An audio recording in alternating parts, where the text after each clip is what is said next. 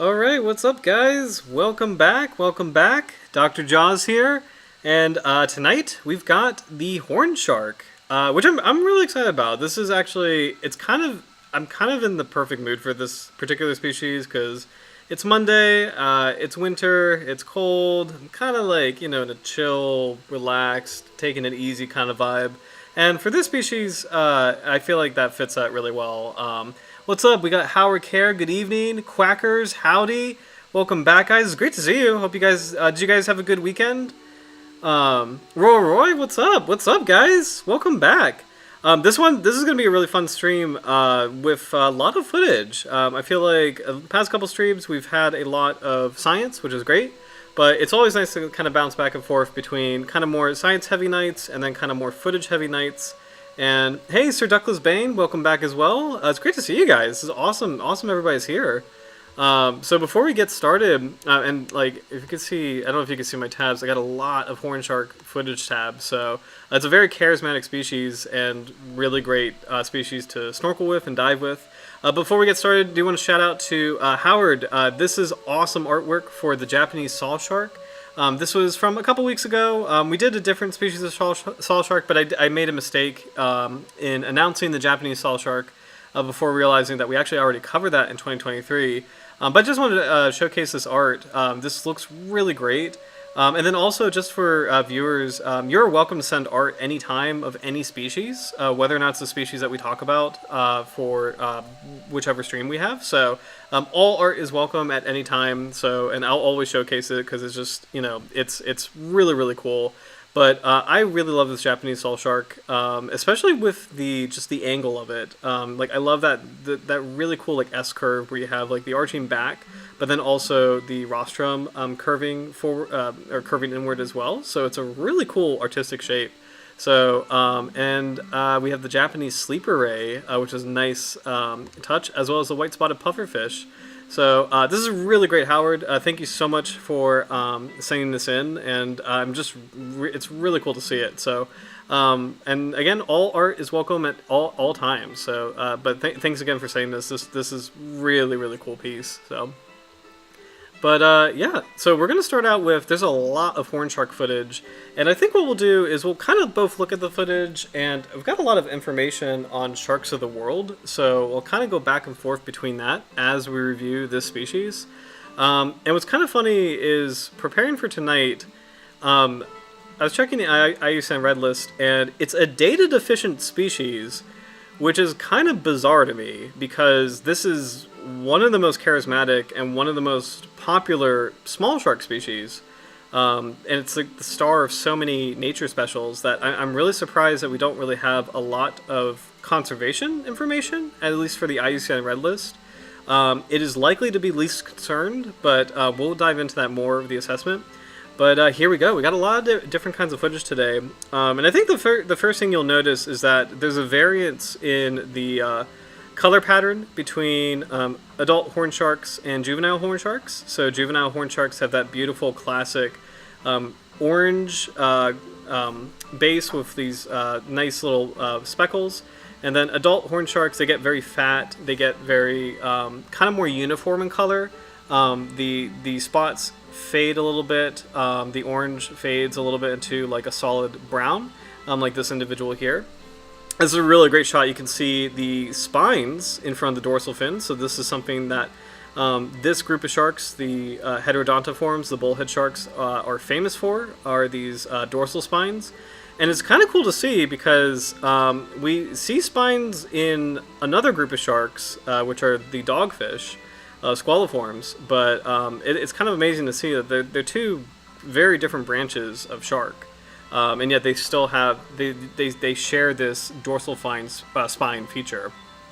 So what's cool about the spines is that they are used for defense, as far as if something bites down on the horn shark, it will accidentally snag on the spine and it will be unpalatable. I think the spines are semi-venomous, but we'll have to check that because we know dogfish spines are venomous. I think it's probably safe to assume that the horn shark spines are venomous as well, but we'll double check that just to make absolutely sure. So yeah, as you can see, in a couple clips earlier, or a couple shots earlier, it is a benthic species. It likes to spend most of its time on the seabed. It can cruise around looking for shellfish, but it's also one of those shark species that could do buccal pumping, so actively pumping seawater over its gills as it takes a nap on the seabed. It wedges itself in little crevices and rocky habitats. Can be found like in seagrass beds, kelp forest. This is just such a really cool species that I always associate with like California, or just like the Pacific coast of North America and South America. I believe you can find them on both continents. So, yeah. So I'll catch up on some comments and take a look at sharks of the world. So, let's see. Oh, purple shark, yeah. Are those the ones with the purple spines? Yeah, so they, I don't know if have you guys seen the, there's a very famous clip, and this is kind of from like the 90s, I'm pretty sure it's from the 90s, like 90s, 2000s, like Shark Week, but like an angel shark eating a horn shark. Have you guys seen that clip? Where it's like an angel shark sucks up a horn shark and then spits it out because of the dorsal spines. So very, very famous shark clip. Just catching up on. Let's see. Oh, this is cool, man. This is really so. One thing I really love, by the way, we've got a lot more viewers, so there's more discussion. So it's gonna be. I think it probably is good. Oh, hey, Minjus, what's up? It's good to see you again. I think it's probably good to just say if I may not be able to get to all the comments, so if that's the case, I apologize in advance. But it's a good. That's a good thing. You know, I'm really glad everybody can discuss, and yeah, that's just really cool. So. Sir Douglas Bane, that clip's really funny. Yes, about the angel shark clip. So, what's funny is that there's a new Blue Planet is doing a sequel. So Blue Planet 3, and I think they teased a similar scenario with an angel shark eating a horn shark and spitting it back out. I believe I saw that somewhere. So yeah, it's I guess it's a pretty famous phenomenon. But so let's see. Horned sharks, just checking out Sharks of the World. By the way, if for anybody new, Sharks of the World, it's there's a couple editions. This one is from 2021. It's an amazing book. Like my favorite shark book. Highly recommend it. As far as if you love sharks and want to invest in a nice book that just has every known species or almost every known species. It's pretty awesome. Profiles are clean, very complete. So yeah. So this guy lives in the Eastern Pacific, so United States, mostly Southern California, to Mexico and Baja California, Gulf of California, Colombia, Ecuador, and Peru. Lives in the intertidal zone to at least 152 meters, so that's still the sunlit zone. Let's see. This is interesting. Horn shark populations are highly segregated depending on their life stage. Juveniles appear to prefer relatively shallow, sandy habitats, whereas adults tend to occupy either shallow rocky reefs or dense algae. Intermediate-sized adolescent horned sharks tend to stay in deeper water, usually 40 to 150 meters. Horned sharks occupy the same habitat as a swell shark, which we covered in a different stream, but their relative abundance shift depending on the water temperature. Horned sharks are more abundant in warmer water, usually over 21 degrees Celsius, while swell sharks are more abundant when the water temperatures are cooler. That's pretty interesting. So it says his behavior. These are sluggish swimmers, small home range. We have a really cool study to look at later tonight about tracking horned sharks, and it actually does show localized ranges on a really cool map. I believe that was done also in California, so that's going to be really cool to take a look at that. And by the way, I think this is one of those shark species that is just like, I would it's like a dream to like snorkel with or swim with. Where it's like it's completely harmless. It's very accessible in terms of like if you go to its range and just dive right offshore or just swim right offshore, chances are you'll probably run into one. So which I just think is really, really cool. Just like the leopard shark, Triachus semifasciata, like this species is just a good starter shark as far as like being able to swim with it and take a look at it. So case in point, we got another cool clip called "Many Many Sleepy Horn Sharks" by Liz Graham, which I just subscribed to because it's pretty cool footage. And it's actually a nice showcase of, again, these sharks, like a lot of shark species, can actually just be sedentary. They can sit on the bottom, and they don't have to swim actively to get oxygen over their gills. They can actively pump water through sucking it through their mouth. So, again, called buccal pumping. So, pretty cool. As you can also tell, these are adorable sharks, very round, very squashy, blocky, square features. Last time we saw a member of this order, Heterodontiforms, is the Port Jackson shark, which we all very much gushed over. This is really cool. I feel like both this species and the Port Jackson shark are the poster children for bullhead sharks or Heterodontiforms. Like, I would argue that they're the most charismatic species. Some other really cool ones are the Galapagos bullhead shark, and then I think there's a zebra bullhead shark, which is native to Japan, if I'm not mistaken. So, but horn sharks and Port Jackson sharks, those are the ones that are kind of like the classic model species, if you will, for this whole order. So. Man, it's cool to see. The dorsal fins are pretty tall for a shark of this size, and the pectoral fins are pretty large as well. Given that the body is it's a little shark, but it has a lot of there's like a lot of air like what's the word I'm looking for? Oh look at this is interesting. Look at that. Sorry, I just got distracted. Let me rewind that. Because I did see the some they do prop themselves up and look at that. I'm gonna slow that down so you can get a better look.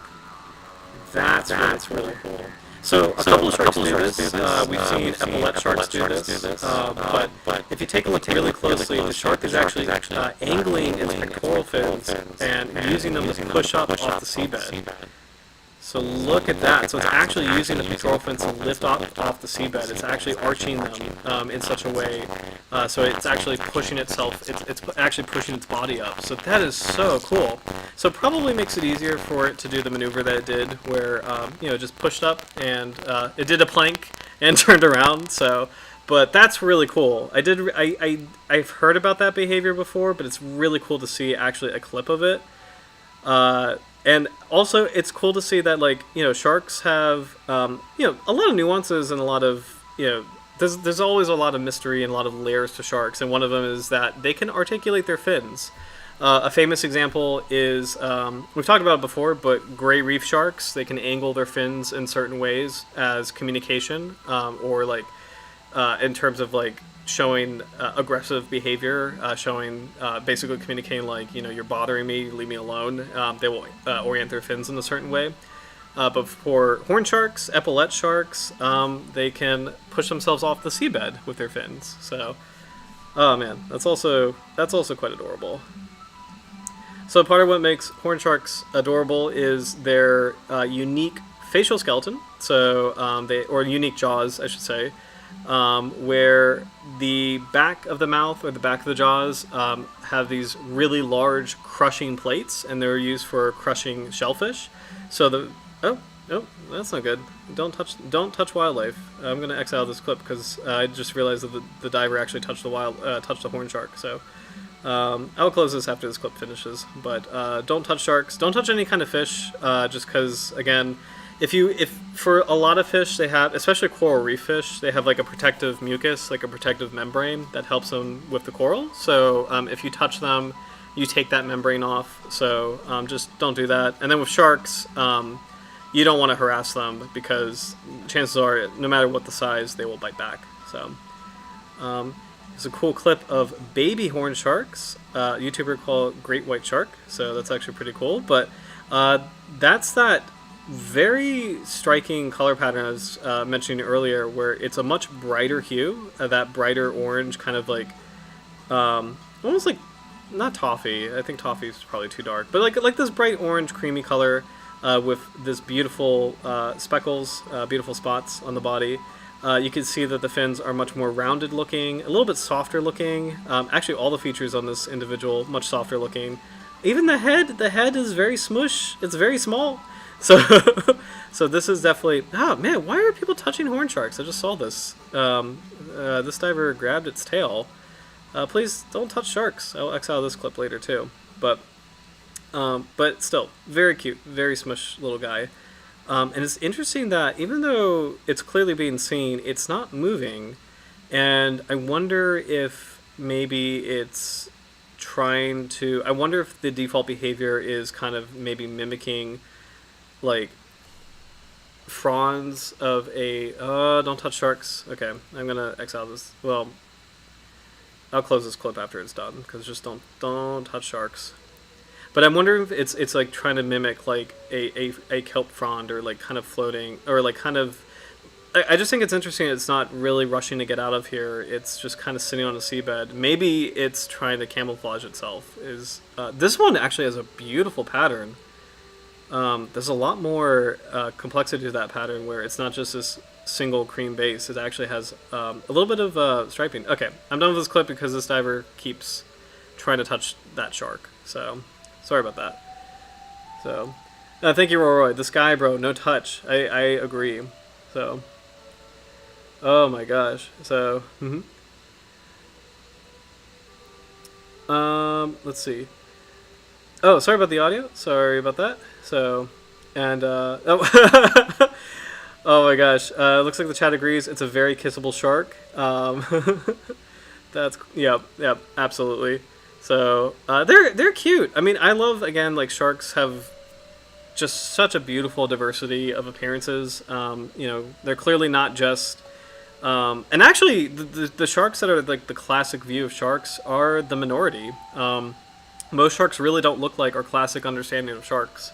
Most of them are smaller. Oh, this is cool.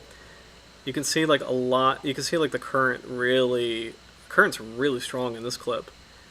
Pushing these larger individuals. But now this is kind of interesting. So this is a larger individual, but it definitely has like a lighter color palette, lighter color pattern.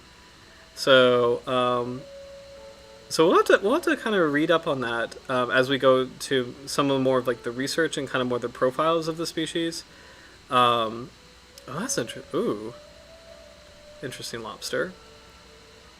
This is in Crescent Bay, Laguna Beach. Okay. From a YouTuber called Lolo Renteria. Very cool. I just noticed a couple purple urchins. This clip is actually pretty... Oh my gosh! No! Alright, I'm gonna exile that. That's just... People are grabbing horn sharks. There's so many of them. That's crazy. I didn't realize how many people actually do this. That's not cool. Man. Okay, horn shark. La Jolla, California, USA. Please leave this one alone. This is actually a beautiful clip. Roger Ruzan.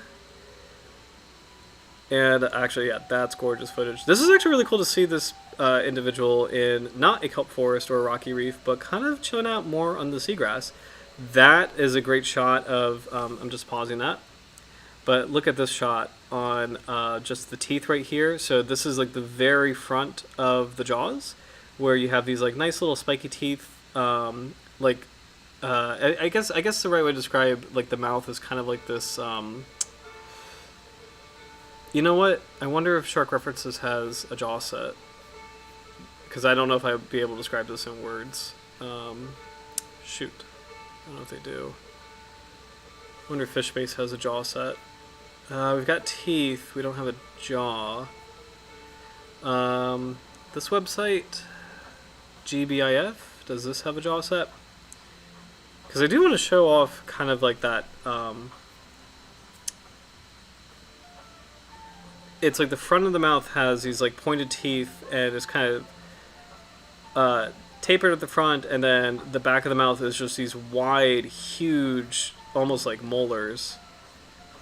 Man, no horn shark jaws.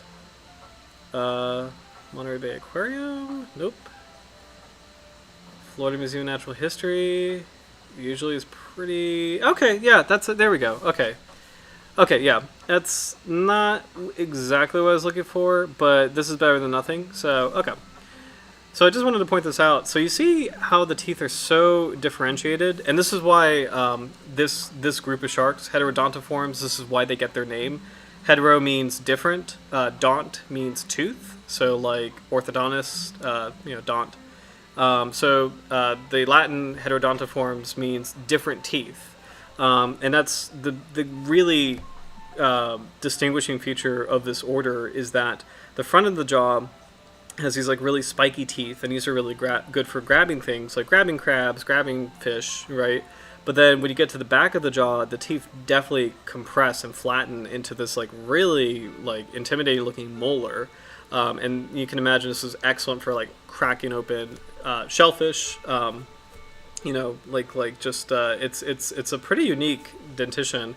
There's other sharks with plated teeth like this. Smoothhounds can have this feature, but I don't think there's any shark group that has as distinct a differentiation in teeth type as the Heterodontiforms, hence their name. So, but that's a really cool photo of a horn shark jaw. It's cool to see this in life, where you see the very front part of the jaw right here, like the spiky teeth part, and then in the back of these chubby cheeks are these killer crushing molars. This is actually a really great shot of I might make this the thumbnail actually, because it's really good looking. But it's a great shot of the horn shark's profile, where it's adorable, but it's also, you can see kind of those key biological features that makes this species and this whole group special. So what's also cool that we can see is that the nostril is curved inward in a very distinct kind of way. I wonder if that maybe helps with it breathing on the seabed. If these guys chill on the seabed, I don't know if that helps. I want to say it's an aperture, nasal aperture. I don't know if that helps with it just pumping water over its gills. I'm not really sure.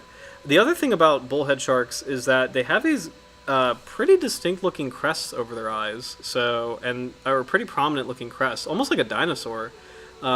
Which is kind of wild looking, where I don't know if there's other sharks that have this kind of feature. Some smoothhounds do have a crest-like thing, but it's definitely not as pronounced as this.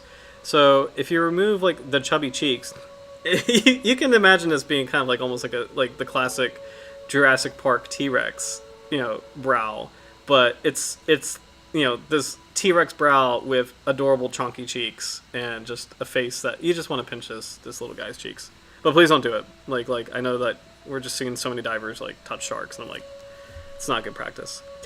That is a gorgeous shot of a juvenile horn shark with a sea slug.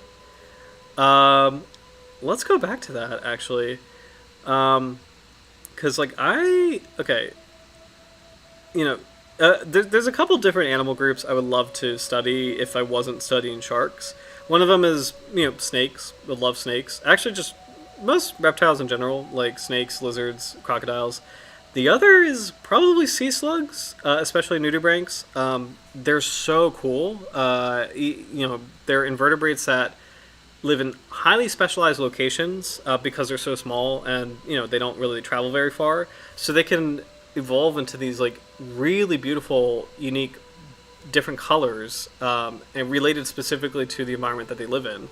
So it's really cool to see this horn shark, which has this nice orange color pattern, and then this little sea slug, which also bears a strikingly similar color pattern. And you have to wonder, what use orange would be in this particular part of the world. My guess is, you have these beautiful golden orange kelp forests, and as these species maybe meander through that kind of habitat, that could be part of the reason why this coloration looks the way it does. But man, that's amazing footage. Beautiful profile of a smaller horn shark. Great shot of the dorsal spine.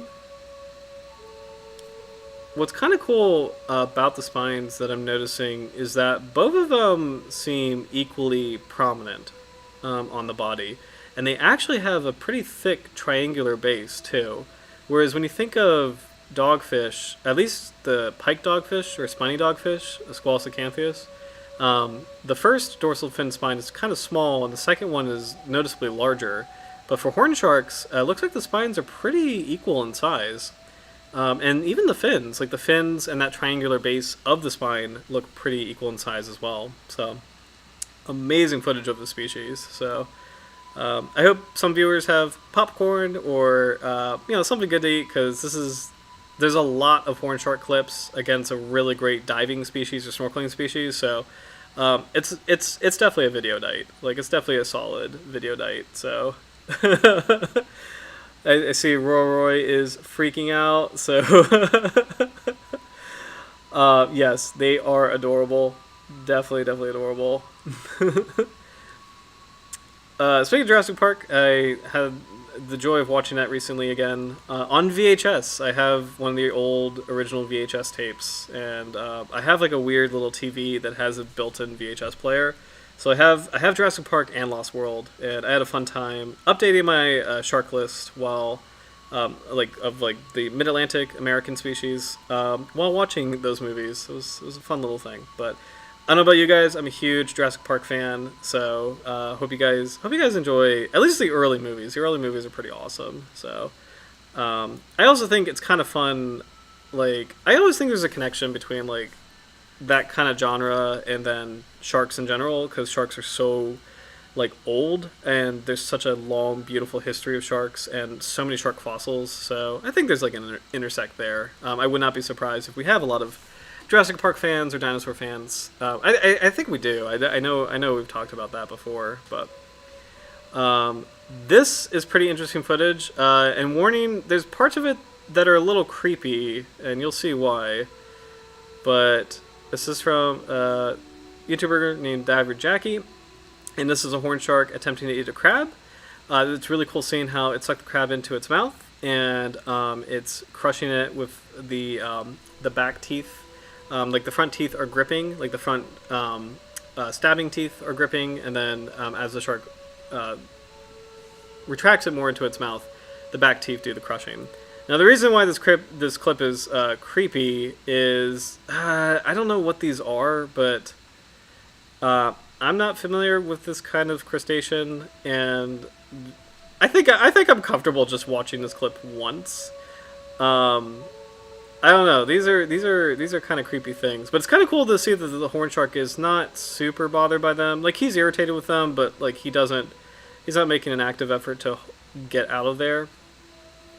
Okay, I actually might replay this because I'm not sure what these are. My guess is that this is a kind of small lobster, but I don't really know what this is. Actually, if anyone knows in the chat, please leave a comment. I have no idea what this crustacean is, and there's quite a bunch of them. Clearly gathering around the shark to try to get scraps off the food that it's eating. And I'm wondering if some of them are maybe like picking things off its body. Although those claws don't seem super fine or dexterous, like a cleaning shrimp. So I don't really know. This is just creepy. We won't play this again. But I did pull this clip up because I think it is interesting to see a horn shark go after an actual shellfish. But it's still very creepy. But in a weird way, it kind of reminds me. I used to take care of. I used to take care of a couple different aquarium collections, and one was actually at my alma mater, and at William & Mary, they had a lot of invertebrates, including a cleaning shrimp. And it was always a fun experience to clean the cleaning shrimp, because if you put your hand in the tank, the shrimp will actually clean it. It will just like kind of do the famous thing it does, like in Finding Nemo. It will kind of crawl all over you and just like make sure it's that you're clean. So I like cleaning shrimp. I don't know what those other arthropods are. Kind of weird. This is a great shot of a hatching horn shark. So horn sharks, like all bullhead sharks, are egg layers, and probably arguably the most famous egg layers. I would say cat sharks also pretty famous about egg laying. It's so cool. A newborn baby horn shark. Look at that. Look how striking the color palette is too, because it's not this uniform orange. It's these beautiful like light and dark bars with the speckles. It's really cool. Horn sharks lay these pretty charismatic or characteristic corkscrew egg cases. So I believe the thinking behind that is the reason they're shaped like that is so that these cases better wedge themselves into protected rocky environments, so that predators don't easily dislodge the eggs. I believe that's why they're shaped like that. It's interesting, cat shark eggs are completely different. They're smooth, but they have these tendrils that snag onto underwater objects so that they don't float away. So it's kind of cool. It's different mechanisms accomplishing the same goal, where the shark parents do not want the eggs to float away or get eaten, or like they want to attach the eggs to substrate in some way, and they accomplish it in two different through two different mechanisms. Horn sharks doing like the corkscrew egg case, and then cat sharks doing the egg case that's smooth but with the tendrils, which is really cool. But this is also a great clip. This is from Monterey Bay Aquarium, but that's a great clip of even at birth, this baby horn shark is actively pumping water over its gills. So again, dispels that myth, and I think that's an old myth now, but like, that's so cute. Dispels that myth that sharks need to swim in order to breathe. They do not. Some species are perfectly fine just chilling out on the seabed and actively pumping water over their gills. It depends on the species. Hammerhead sharks are the most famous for needing to swim to breathe, but benthic species, like species that like to live on the seabed, like horn sharks, they do not need to swim in order to breathe. They can actively pump water over their gills. So, man, we could watch this on repeat. That's just such an adorable clip.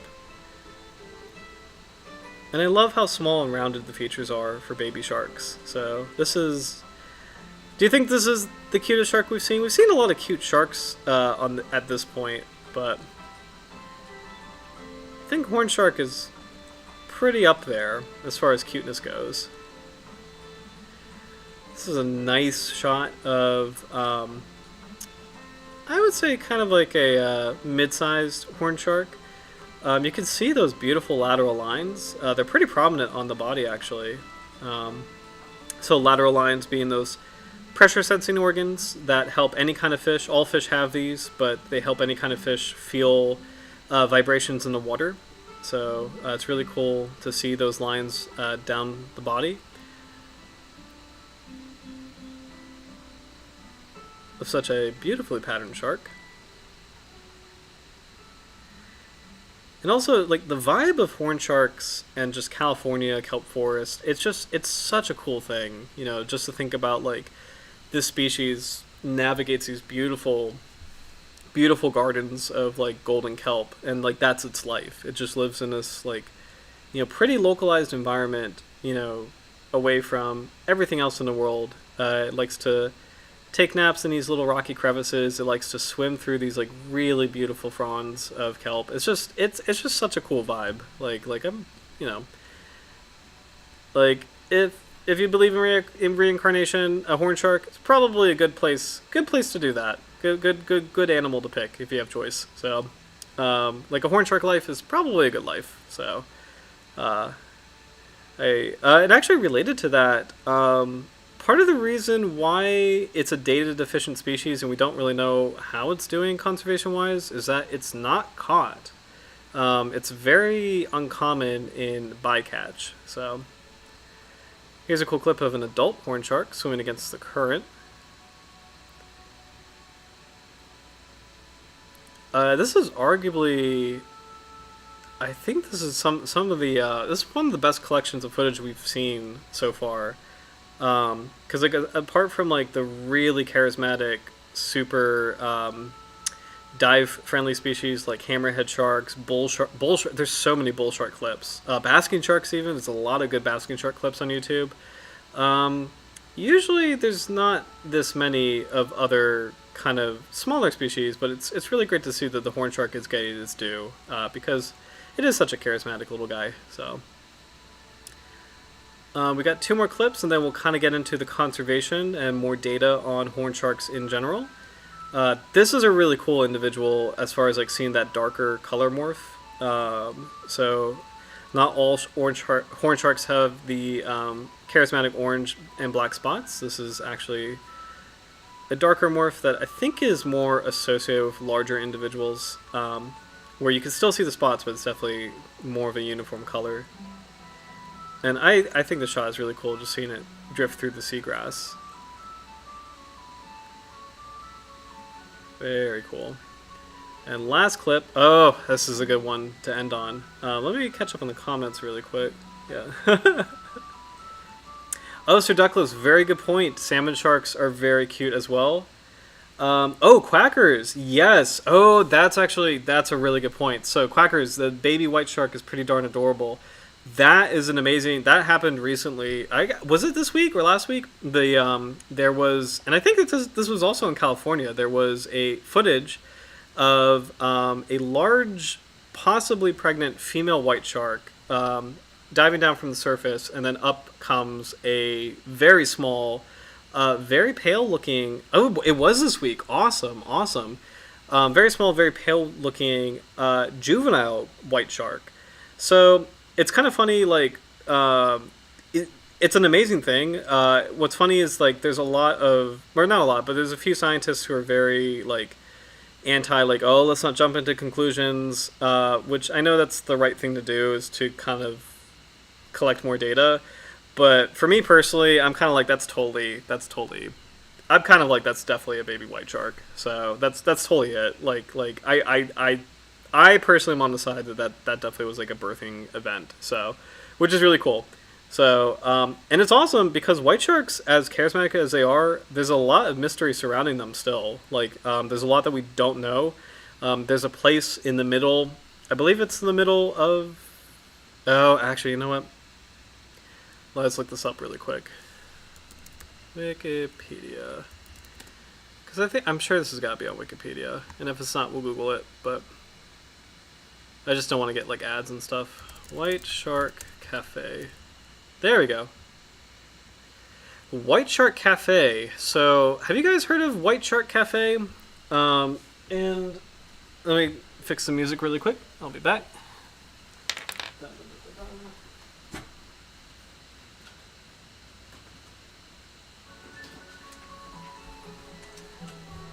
Sorry, I just noticed that shut off for a second. Okay, so I have not read this article, but I remember I heard of White Shark Cafe from colleagues back in undergraduate days, where last time I checked, it was a spot in the ocean that white sharks go to. We don't know why, and it's a mystery. Like, are they breeding there? Is it a pupping ground? We know they all collect there, but we don't know what's going on. So let's actually kind of catch up on this really quick. White Shark Cafes, a remote mid-Pacific Ocean area. Winter and spring habitat of otherwise coastal great white sharks.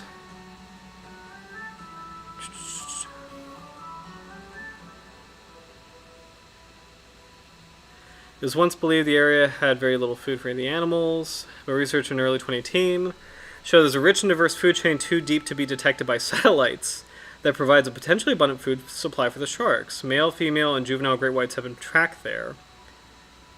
The sharks tracked to the area came from diverse rookeries along the North American coast. Let's see. They can dive as deep as 910 meters, so that's Twilight Zone. While at the cafe, they dive to depths of 460 meters as often as once in every 10 minutes.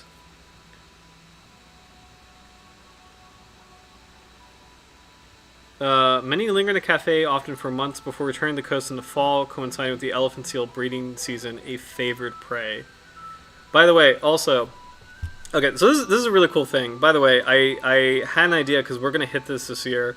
You know, I know we try not to like give extra attention to charismatic megafauna, but like, I really think episode 100, which is going to happen this year, I really think we should do a great white shark, like a white shark for episode 100, because we haven't done that yet. That's just been a big species that, like, we wanted to save it for later, but I feel like episode 100, it probably should be the white shark. So I'm just putting that out there as kind of an idea because we're going to hit episode 100 this year. But yeah, so White Shark Cafe, pretty famous location and a famous mystery. Like as far as we still don't really know exactly what's going on there. So, and yes, Howard, shark nurseries are a thing. Yes, let's see.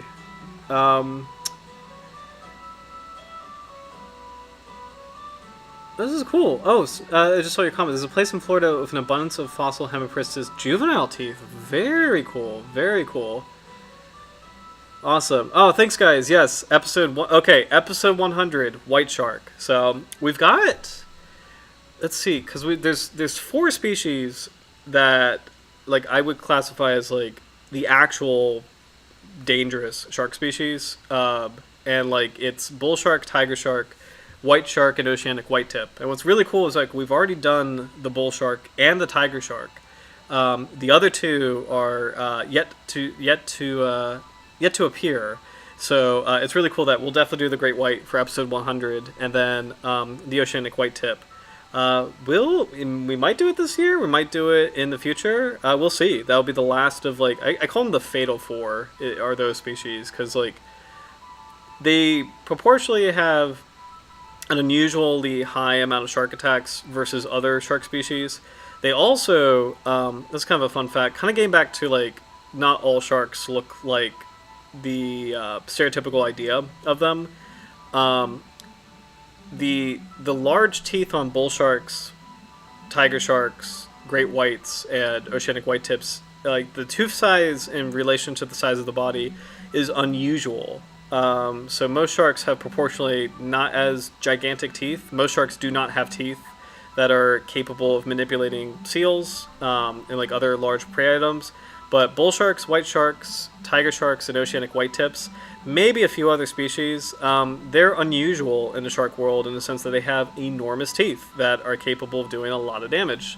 And it's kind of funny. It's like it's our pop culture understanding of a shark is like, you know, this big chomping thing. But the reality is that's actually not. It's not the norm in shark world. The norm is a small, deep water. I would say like a dogfish or a cat shark body plan is kind of the norm as far as sharks go. If you plotted all the body shapes together to make the perfect shark, it's going to be a smaller guy. So, and related to that is our little horn shark. This is probably more normal as far as like what a shark looks like than a great white. And when you think about it, kind of another fun comparison. This horn sharks, the genus is Heterodontus. I believe there's like 8 or 9 species in that genus. White shark is Carcharodon. There's only one. There's only one white shark. You know, and the white shark's family is very, very small. Lambdae is not a really large collection of sharks. If you compare it to like Squalidae or Sclerorhinidae, you know, there's a lot more species on the smaller side of things. So, but anyway, enough of that. This is our last clip before we dive into some footage and profiles. But what's really cool is this is a nice one to end on, not only because it's beautiful footage, but also it's the same behavior. Look at that. The shark is actually, this horn shark is actually propping itself up with its pectoral fins. It's a little subtle. It's not as obvious as the other clip that we saw, but check that out. There it is. So the fins are angled in such a way where it's actually lifting its head up off the seabed. The rest of its body, the tail and the pelvic fins, like you know, this is all touching the seabed, but the pectoral fins are angling the shark's head up. So this is one of this shark is doing a plank. Like this is it's one of quite a few shark species that actually do this pull this move, this yoga move. So yeah, it's really cool. I also love, I know I keep saying this, but like, just to zoom in on this, because I'm used to horn sharks having like a uniform color, but it's really cool to see like, look, there's like a darker cheek color, beautiful like, lighter shades, but then these dark blotches kind of intermittent along the body, along with the speckles. It's just so cool. It's very good camouflage, and I assume the reason it's colored like this, it's got to do with kelp. especially since, like, again, this individual is just sitting. You know, it's spotted, but it's not moving. Its response is not to get out of the way, but rather just to kind of sit there, let its fins flow in the current, just like, you know, the surrounding fronds of kelp and algae are flowing as well. So I'm assuming this is a very good example of camouflage. I'm assuming that's why, like, these sharks don't really move when they're approached, for the most part. And, you know, you can see that the fins are just swaying with the current, just like the surrounding foliage. So very, very cool. All right, let's start out with Monterey Bay Aquarium, and just gonna catch up on the comments. So, cat shark is the default Fortnite skin. Oh my gosh! Do you know what's really funny, guys? By the way, for some of you who were here when Connor and I talked about nurse sharks, Connor introduced me to Fortnite. Like, this was way back. This is when I was in Florida, but I remember we played together. I was not very good at it. I didn't know how to coordinate. I just liked building bases, and I haven't played it in a very long time. But it was just really funny. I never heard of this game, and then Connor just kind of came out and, you know, shared it, and it was like, oh, it's this new thing. So it was really funny. But fun fact for those of you who've seen the Nurse Shark stream, same guy, Dr. Connor McDonald, and I, we once battled in Fortnite, and he did a lot better than I did. So, because I like hiding, I'm terrible at those kinds of games. I just like hiding and running and discovering, and like I don't do well with the combat. But anyway, so meet the horn shark. Let's see. While sleeker sharks rule the open waters, the horn shark hides out in the shadows of the seafloor. It is not a graceful swimmer, and I think it's graceful, and doesn't move around like its streamline kin. In fact, sometimes a horn shark uses strong pectoral fins to crawl along rocks. Now that's actually really cool. We haven't seen that in the clips, but you can absolutely imagine it doing it because, again, it can articulate its pectoral fins. So that's really cool, especially since, like, epaulet sharks, which are it's a totally different branch, totally different order, but they do that same feature. And again, it's kind of cool to see how this group intersects with completely different orders, but they share features. Like, you know, it does the crawling like epaulet sharks, like which is an orlectolobiform. It has the spines like squaliforms. It's a cool group. Like, heterodontiforms are just really cool. Habitat: kelp forest. Diet: crustaceans, sea urchins. Probably a great way to manipulate sea urchins is breaking their spines. So with those powerful crushing jaws, so that's really cool. Small fishes and mollusks. Let's see. Conservation: caught by divers for sport and for the for their spines. I didn't know that. Horn shark populations have declined in Southern California in areas with intense diver activity. Oh no, their spines are made into jewelry. What? Although there is no commercial market for horn sharks, they're accidentally caught as bycatch, usually in crab traps, gill nets, or trawling nets. That's horrible. I had no idea that was a thing. Please do not buy horn shark jewelry. I've never even heard of that. And I really hope it's not, like, sold in a different name. It's just, it's not good, man. So, by the way, that kind of reminds me, I don't know if you have ever been to, like, beach towns and, like, you've seen those, like, sharks in jars. I feel like I'm seeing them less and less often, which is great. They should not be on the shelf. But, like, you know, I remember when I was a kid, there were some, like, store owners who just made up some crap about, like, oh, those sharks are humanely killed, and, like, you know, like, just some excuse to sell it, you know. And I just want to say, please do not buy any shark products like that, you know. Like teeth, like fossil teeth, completely fine, you know. Teeth collected from the seabed, totally fine. Jaws are tricky because it's just like, I think there's some scenarios in which, you know, if you know where it came from and it's like a species that's not endangered, I don't know, you know. I have some jaws I use for educational purposes, so you know, and that were collected from good sources, so.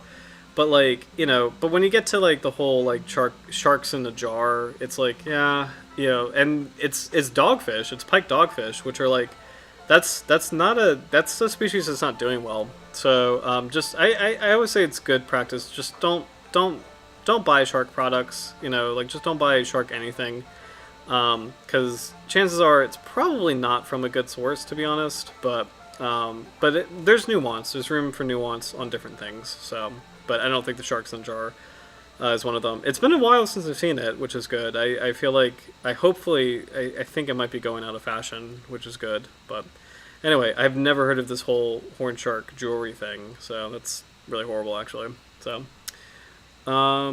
cool facts: this small, elusive shark prefers shallow waters less than 40 feet deep. It spends its days hiding under ledges, in caves, or among kelp and other seaweeds. It hunts at night. Let's see. Females lay spiral egg cases, which they wedge into crevices. Oh, you know what? Oh, I wonder... Do you know what? Okay, so... I wonder if they actively do that. So, because I think that's a thing. Let's keep an eye out for that. Because I think if I remember correctly, that is something that they do, where they'll lay the egg and then they'll actually pick the egg up and put it in a crevice, but I'm not 100% certain, so let's keep an eye out for that as we go through some horn shark facts. I think that is a thing, but yeah, total recall. Man. This makes the egg cases stay put. Each egg case contains one pup, which takes between 6 and 9 months to hatch. Wow.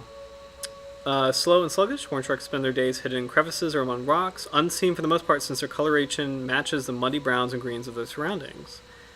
And this is really cool. Heterodontus, I explained this before, but it's from the word for different teeth in Greek. Let's see. Okay, cool. Gonna catch up on the comments before pivoting over to Florida Museum of Natural History. Is a great resource, quick resource. So,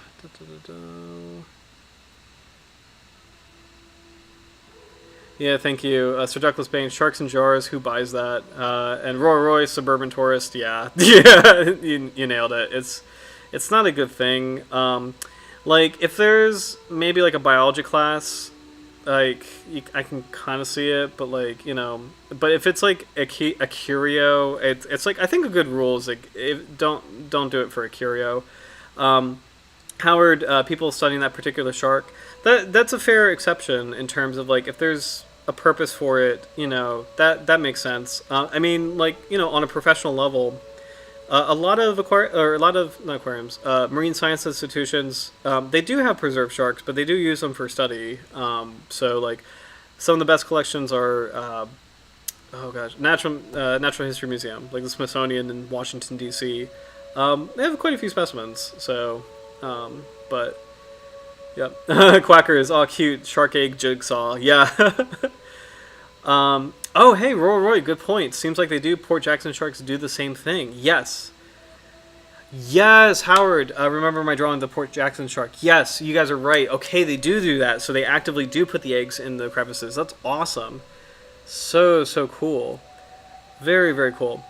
Oh, hey, and then, Quackers, last time I went diving through the Florida website's really good. Yes, this one, Florida Museum of Natural History, like, I love it. I picked this up just from my, kind of like undergraduate days in marine science. A lot of my colleagues would use this particular website as a great starting point for like, it's a great landing page for at least like American shark species. They have got a lot of good information on them. So let's scan through this for the horn shark. Oh, fun fact, by the way, random bizarre trivia. There were horn sharks in the Washington, D.C. aquarium. So, for those of you who may not know, once upon a time, there were two national aquariums. The one in Baltimore, which most Americans know, and then the one in D.C., which was like kind of a mystery. I forget what building it was in, because like I've been to it at least once, maybe twice. It's closed down now, and for good reason. It's just like it was just so out of the way. People had no idea it existed, but and it's in a weird location. It was like this kind of, it's like one of the classic DC buildings, like the white marble, whatever, and then you go down into like a basement level, and the way the aquarium was arranged is that they showcased the national marine sanctuaries. Let me pull that up, by the way. These are very cool. Highlight. Especially since we pulled this up last year, but we have a lot of new So it's kind of open this up again. Just a quick glance, because I think we talked about national marine sanctuaries on one of the early streams last year. But the DC Aquarium was kind of like, I think the Baltimore Aquarium showcased Chesapeake Bay wildlife along with some national marine sanctuary stuff, along with like kind of impressive exhibits from around the world. And then the DC Aquarium was pretty much devoted to the national marine sanctuaries. And what these are is basically like the marine equivalent of a national park. So you have like Yellowstone National Park, Shenandoah National Park, Everglades National Park. These are the marine equivalents. So these are the same kind of level as far as the United States like conservation management or like park management. A national marine sanctuary is the same level. It's like the marine version of a national park. So unfortunately, I don't think I've ever been to any of these, which is quite sad. Our good friend Jess has been to Flower Garden Banks. That's why I got really excited when she mentioned that during the holiday special, because that is a very famous location. That is a national marine sanctuary. The one that was associated with horn sharks, when I was looking at the DC Aquarium, I think I was like a teenager when I was walking through it. I believe it was the Channel Islands National Marine Sanctuary exhibit had horn sharks. So that was the one. I've definitely seen horn sharks in DC. Like the point being is like horn sharks were in Washington DC at one point. So secretly in Washington DC, because that aquarium was just really not well known. But this is cool. Actually, it's been a while since I've seen this because there's a couple new sites that I have not seen. Oh, guys, this is awesome. Look at this. Okay. Hudson Canyon is a new national marine sanctuary. Hudson Canyon is the largest underwater canyon in the Mid-Atlantic region of the U.S. I've been to Norfolk Canyon, which is off Virginia Beach. I've never been to Hudson Canyon. Norfolk Canyon is amazing, just lots of cool wildlife, but Hudson Canyon is like, it's the superlative one, I would say, in this area. It's like if you could draw a line from the Hudson River that goes through New York out into the ocean, it kind of carves a depression that eventually forms Hudson Canyon. So it's super cool that this is going to be a national marine sanctuary. This is actually brand new news to me. I didn't realize that Hudson Canyon was under consideration. So that's awesome. So yeah, but we got a lot of cool ones. A lot of great locations actually. Stellwagen Bank, very very famous New England location. Gray's Reef in Georgia. I've been to the Monitor office, but I've not been to the actual site, like underwater at the Monitor shipwreck. But I've been to the office, which is actually located in Newport News. It's kind of funny. Newport News, Virginia. Florida Keys. Monterey Bay, very famous location. Olympic Coast. So it's a really cool system. This would be a really great life list to do. Like I've not seen any of these really. Like I've only just had a taste of the Monitor environment. I've actually been to the Mallows Bay area. Oh, actually, fun fact. So Mallows Bay, Potomac River, that is a new one. That's actually a really good fossil location. So just fun fact, that area, you don't have to be in the actual sanctuary because it's probably mad illegal to take fossils from it. But like, if you're around the area of the Mallows Bay, Potomac River, lots of good shark teeth. So fun fact about that. But yeah. A lot of cool locations. Just wanted to shout out to that because just random tangent on horn sharks, and the aquarium in DC was National Marine Sanctuary focused, but it's a really cool system. So let's see. So oh, sorry, I'm just going through the comments, Howard, the private collection of Gordon Hubble blows even the Smithsonian away. Oh, I'm very curious. Let's check that out really quick. I'll keep that tab open. Okay, Gordon Hubble. Whoop. Sorry. Sorry, I'm quite curious about this. Whoa, okay. I just see the thumbnail and that looks pretty amazing. Gainesville, Florida. I've actually been there. Wow. Oh no, did I pass? Wow. Yikes, look at this. That looks like a great white up there with the perfect triangle teeth. Oh wow, look at this. This is cool. This looks like this big one right here. I want to say that's like a kind of 6 gill or 7 gill. What do you guys think? Because like see the comb teeth on the bottom. Sorry, right. This one right here. I want to say that's a 6 gill or 7 gill. Man, that's crazy. I want to say these are great whites probably. I'm not 100% sure because mako sharks and actually oceanic white tips, they can have similar looking teeth, but I'm pretty sure that's a white shark. I'm pretty sure this one in the back is a white shark too. This one looks so thin behind his head that I think it's a mako shark. It's a very cool collection. Wow. Yeah, Howard, you're absolutely right. This would definitely make Smithsonian quite envious. This is that looks like a tiger shark right there. The characteristic heart-shaped teeth. Damn, that's wild. Good call. Yeah, good call on this. That's crazy. So, all right. Let's see. Makos have narrow lower teeth. Gotcha. Awesome. Roy, definitely a cow shark. Yep. Very cool. Awesome. That's what I thought. But it's good. It's good to verify though, because it's like, yeah, they definitely have those like the charismatic comb teeth, but just want to make absolutely sure. So, awesome. Thanks, guys. Super cool. All right, horned shark. Let's see. I'll just scan through Florida Museum. Oh, this is cool. They return to the same resting place each day. We do have a study that talks about site fidelity, which we'll take a look at later in the stream. Let's see. English names: horn shark, bullhead shark, pig shark, and horn shark. I love pig shark. I think that actually is perfectly accurate. I mean, that is absolutely, you can make a good argument for pig shark for that. So let's see.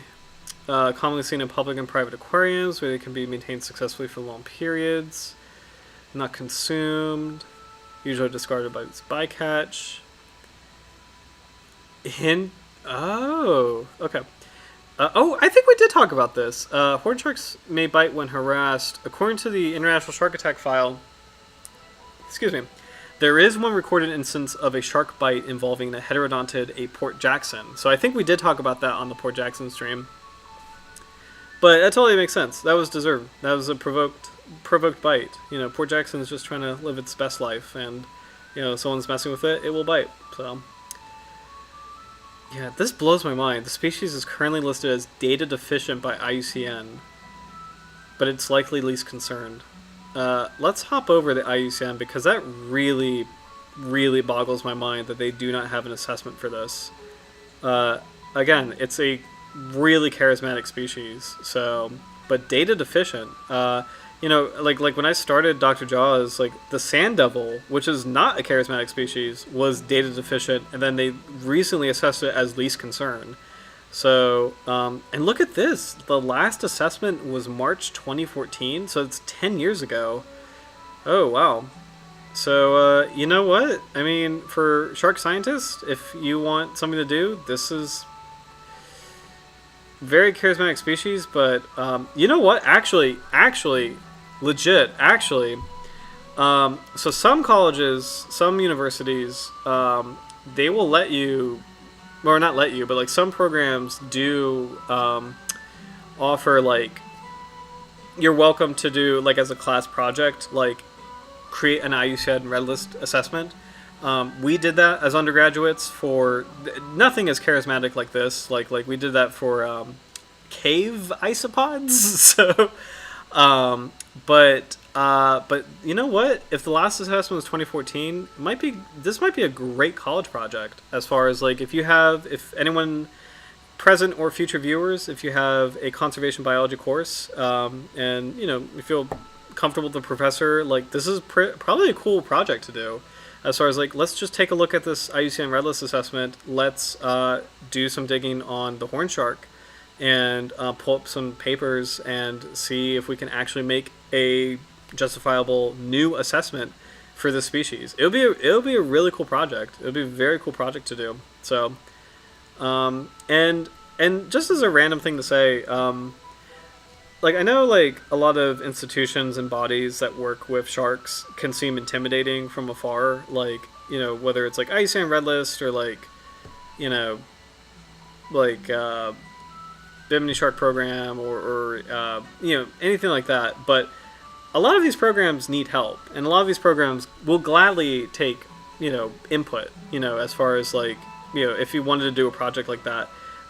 It's cool to ask. It's cool to like just kind of reach out and put your best foot forward and be like, hey, I'm interested in like offering a hand, or like kind of coordinating with my university, helping out with something. So I don't know, just like I just want to make a note of that, like as like these things, like these institutions may seem intimidating, but like you're welcome to reach out and be more active and be more engaged with some of these things. So anyway, sorry, that's enough of that soapbox.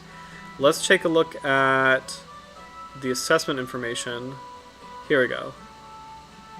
Data deficient. This is from 2014. That's also kind of interesting to me because a lot of sharks were reassessed in 2020, either 2020 or 2021. A lot of them had an updated assessment 2020 or 2021. And I remember this because the pandemic's, the heart of the pandemic was horrible. And then, like, I just remember, like, oh, man, this year is even worse because, like, the new shark assessments came out and a lot of them are very negative. So, let's see. Horn shark is a benthic shark endemic to the warm, temperate, and to subtropical waters of the Pacific continental shelf off Mexico and the United States. Let's see. Unconfirmed reports off Ecuador and Peru. Let's see. It is the most common at 2 to 11 meters, moving offshore in the winter to waters greater than 30 meters. Okay, we talked about the segregation. The species exhibits a high degree of segregation corresponding to its life history, with adults occurring shallower than juveniles. Horn sharks have a small home range and exhibit long-term site fidelity. They are of no commercial value, although they are taken as bycatch primarily off Mexico. They are hardy and have low post-release mortality.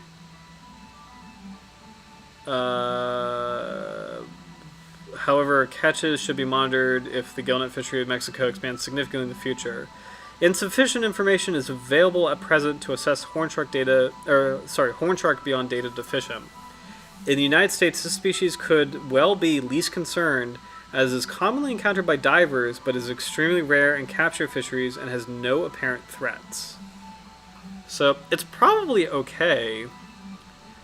I just find it odd that it doesn't have an assessment, and I don't think it even has a past assessment. That's interesting. So I wonder. Oh yeah, I don't know. That's interesting. Catch up on some comments.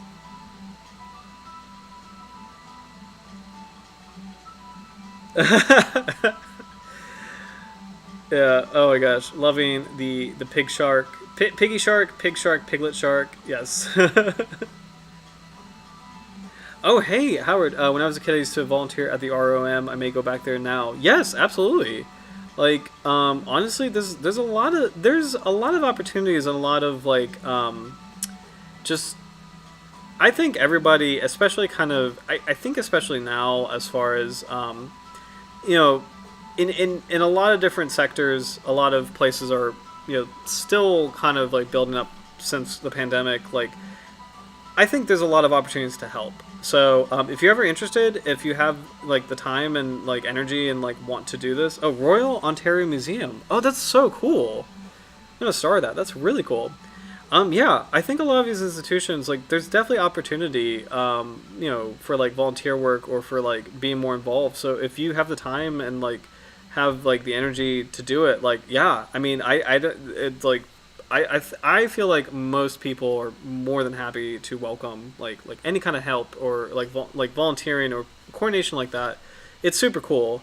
And like I think the idea of citizen science is also kind of like a cool thing as far as this is not a good example because it has nothing to do with sharks, but one fun thing in the Chesapeake Bay is that they have the Dolphin Watch program where they actually, there's an app to track dolphin sightings in the bay because they want to know where, like, the movements of bottlenose dolphins in the Chesapeake Bay. So this is something that I participate in where, because I go out snorkeling quite a lot. As strange as it sounds, there's actually places to go in the bay. But I go out snorkeling quite a lot, and sometimes I'll see the dolphins, like not underwater sadly, but like offshore.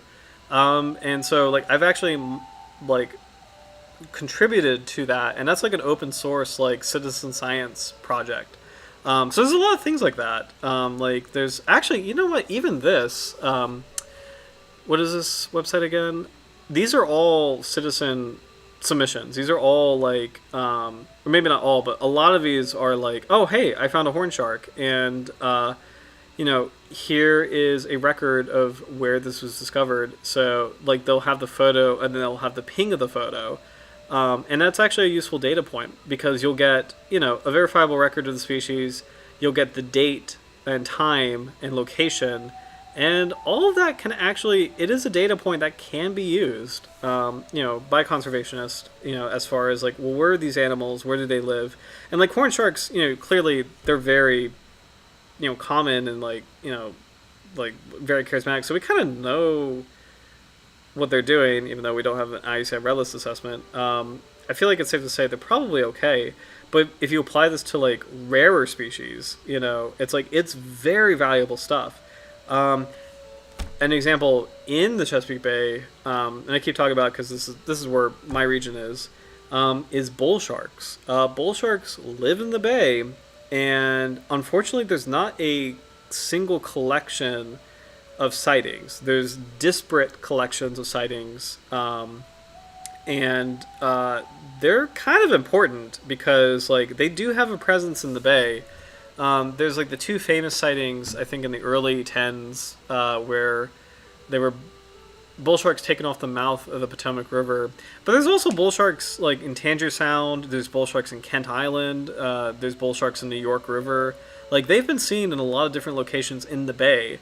But like there's not like a single comprehensive record of them, or at least not one I've seen. And those data points, like those different stories, like fisherman stories, or like with photographs and stuff, like they're important as far as kind of monitoring the movements of like, okay, where is this species, where does it live?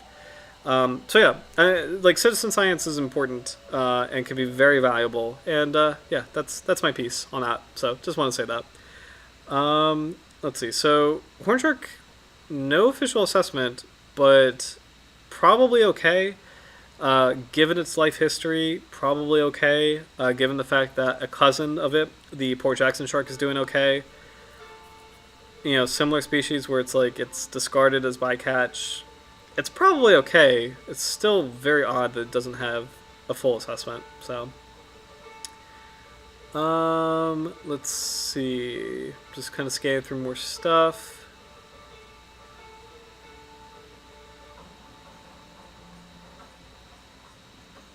Biology. Okay.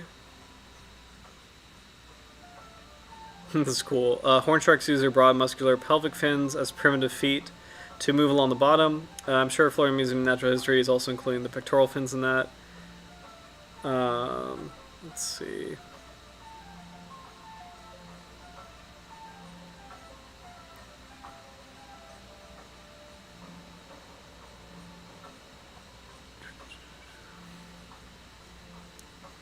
I don't see a lot that's new.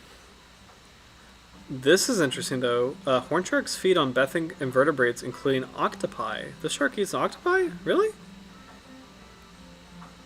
Wow. The largest adults feed on the short-spined purple urchin, which stains their teeth and... Oh, Roy, I think you mentioned this earlier. Which stains their teeth and fin spines purple. Interesting. Horn sharks have far less ampullae lorenzini than other sharks, making electroreception a lesser part of their hunting strategy. That's also interesting. I don't think I've heard of that before. Very cool. Horn sharks are oviparous, so laying eggs, usually 2 every 11 to 14 days, between February and April. Oh, check it out. So, like, it's February now, so this time of year we've got little horn shark eggs being laid. That's actually really cool. So right now, live, like, in the Pacific Ocean, Pacific Coast, we've got horn sharks laying their eggs. That's actually really, really cool. As many as 24 eggs may be laid in a single season. Here we go. This is Roy confirmed it earlier, but this is I think Howard mentioned this as well earlier. Florida Museum of Natural History is confirming it as well. Egg cases are conical and surrounded by 2 broad spiral flanges. This shape enables a mother to wedge the eggs into crevices, protecting them from would-be predators. Very cool. Eggs usually laid 2 to 13 meters deep, so very shallow water. Development lasts 6 to 10 months, but can change with water temperature. Gotcha. The current scientific name for horn shark is Heterodontus francisci. We all know what Heterodontus means, but francisci is... Well, they're not saying it here, but it's for San Francisco. So, it's really cool. Alright. I wonder if FishBase can confirm that. Because FishBase is usually good about the name. Yeah, there we go. Yeah. Francisci of Francisco, probably referring to San Francisco City and Bay, California. Gotcha. Although its range does not extend that far north of its type locality, Monterey Bay. Interesting. Okay. So, just to be mindful on time, there is a cool study about site fidelity where I think this is it. Active acoustic telemetry tracking and triaxial accelerometers reveal fine-scale movement strategies of a non-obligate ram ventilator. That's an interesting way to say we're tracking a horn shark, but it's a really cool study, a lot of cool figures, so I'm excited to get into it. This is by Emily Meese and Christopher Lowe, Movement Ecology. Yeah, so here we go. And let me catch up on the comments.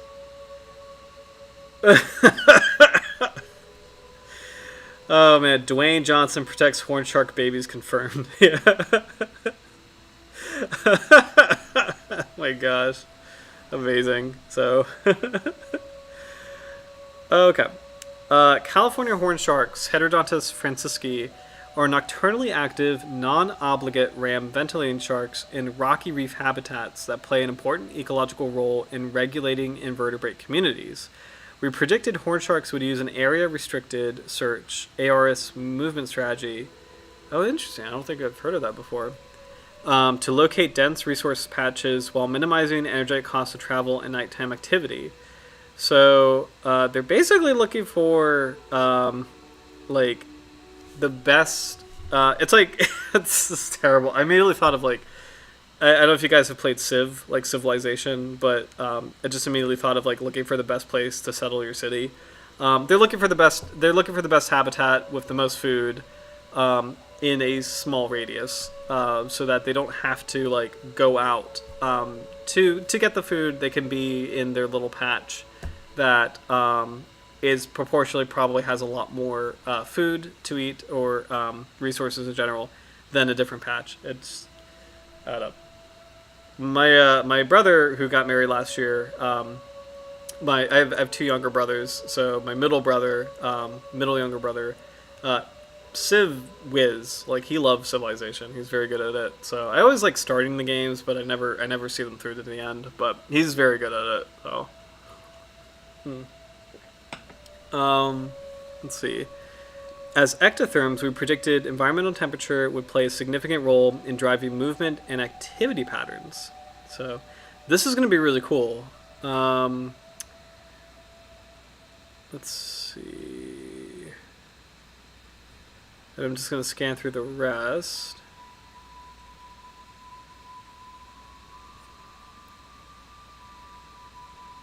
Roy, they're so lazy. LOL. Yeah. What's funny is it's adorable in terms of like them, just not wanting to budge. But also it's a good strategy because like to sit on the seabed and to be in a food-rich environment, you're not burning those calories and you're not burning that energy as opposed to like I feel like on the other end of the extreme is like an oceanic white-tip shark or like a dusky shark, which is out in the middle of the open ocean and it has to constantly swim and zoom in on something in that food desert. Like the open ocean is like a marine desert, and so like it's burning calories and burning energy, and like those kinds of species have to be very careful in terms of like they have to be very good, or like lions or cheetahs, like they have to be very good at striking at the right moment and tracking something like in such a wide open space, because if they charge and like burn all that energy and fail, like it's like they're getting closer and closer to like depleting their reserves. So what's funny is like the couch potato that the horn shark is, it's a good survival strategy where it's like it doesn't have to burn as much energy.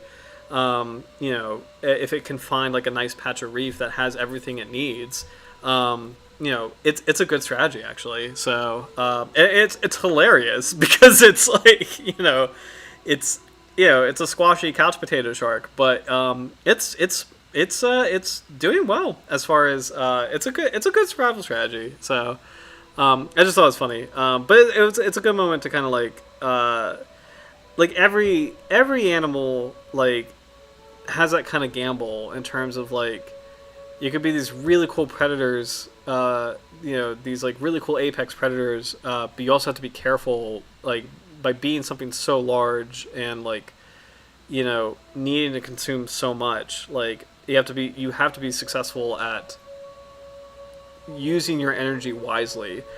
This is also why a lot of sharks cruise. Like they don't swim. Like sharks can take off like rockets if they want to. They're frighteningly fast. They're like terrifyingly fast.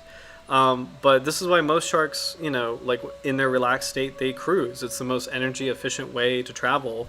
If they're not hunting, if they're just kind of chilling, they're not going to like run and burn all that energy, or sorry, swim like a rocket and burn all that energy. They just kind of chill out. So, this small soapbox. This brings me to The Hobbit. I don't know if you guys have seen the Hobbit movies, but there's one part of The Hobbit where the orcs run to a battle that they're marching to. And it's a dumb scene to me because it's like it's the same thing. It's like they're burning all of their energy at the wrong moment, where it's like, why aren't you marching? Like, sorry, I can get off like I got to shut up about The Hobbit. Sorry, I've been talking about The Hobbit too much like lately. Random tangent. Okay, sharks. Sorry, but it's the same concept. It's the same concept as like energy conservation for all kinds of animals. Is a very important factor for survival. So, which is it's cool to see like this particular study is kind of taking a look at that as far as the horn sharks go. So, but oh my gosh, yeah, blues makos especially, yeah. Those open ocean sharks don't understand their ways, yeah. Oh, I love that Roy. I'm gonna star that. Smart and lazy. Yep, that's awesome. So, smart and lazy. So, let's see results. Okay, after resting in daytime, I usually don't read the results, but this one is nice and short and sweet, and I think there's a lot in here, so I think I'll read it. After resting in daytime shelters, individuals travel to multiple reefs throughout the night, traversing through depths of 2 to 112 meters and temperatures of 10 to 24 degrees Celsius. That's actually huge. That's a pretty big range. All sharks exhibited area-restricted search patch use and arrived at their first patch approximately 3.4 plus or minus 2 hours after sunset. Sharks exhibit a moderate, consistent activity in 54% of the patches used, episodic burst activity in 33%, and few were identified as resting at night. Interesting. OBDA, what does that mean? Oh, sorry. Overall dynamic body acceleration peaked while sharks were swimming through relatively deeper, colder channels when traversing from one patch to the next. There's no consistent pattern between OBDA and temperature. So the conclusion is we provide one of the largest fine-scale, high-resolution paired datasets for an elasmorank movement ecology study.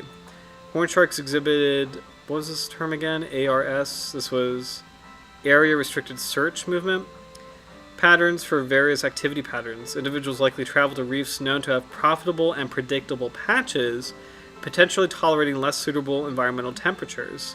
So it's like, if there's a reef that has a lot of good resources, even if it's cold, the shark is like, it's fine, it's worth it. So it's probably chilly and it doesn't want to be here, but like, it has the most resources, so it's kind of worth that trade-off. Interesting.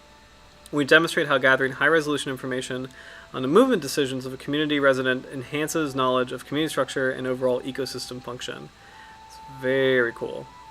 So I do want to zoom forward to, oh, this is cool. A study location at the Isthmus of Santa Catalina Island, California, in custom tag package including a continuous acoustic transmitter and acceleration data logger. Oh my gosh, very cool. So they attach it to the pectoral fin. I hope they take these off. I don't know. That does not look like... there's a lot of shark tags that are detachable. It looks a little disruptive right there, but anyway. But the data logger is kind of cool. It's a cool piece of technology where it's like it monitors. I mean, it's kind of evident in the study, but it monitors like depth, temperature. I remember using data loggers in high school. This was like a high school internship. At Seagrass Science Center in New Hampshire, we did a cool thing with data loggers. So, but anyway, let's see. Just gonna move forward to. There was a cool map. There we go. Okay. And let me zoom in so everybody can see this. Actually, I wonder if I click on this, is this gonna make this a bigger image? Yes, it is. Okay, better. That's much better resolution. So here we go. So we got horn shark movement paths. So, and we see that most of them, this is really cool. We see that most of them kind of stick to and are concentrated in this area. This green individual line went pretty far offshore and then came back. This brown individual line went down the coast pretty far. So this is cool. These are movement paths, is figure A for horn sharks. Figure B is daytime activity space. And you can see this is much more localized. So we've got each little horn shark kind of having its own spot, which is pretty awesome. I love that this area is full of horn sharks, but they each have their own little nook. What's interesting is Isthmus Reef area. You can see there's a lot of intersect between different horn shark individuals right here. A little bit on this Bird Rock area. This green guy in the high spot area is kind of by himself. It's really cool. Nighttime daily activity space. Interesting.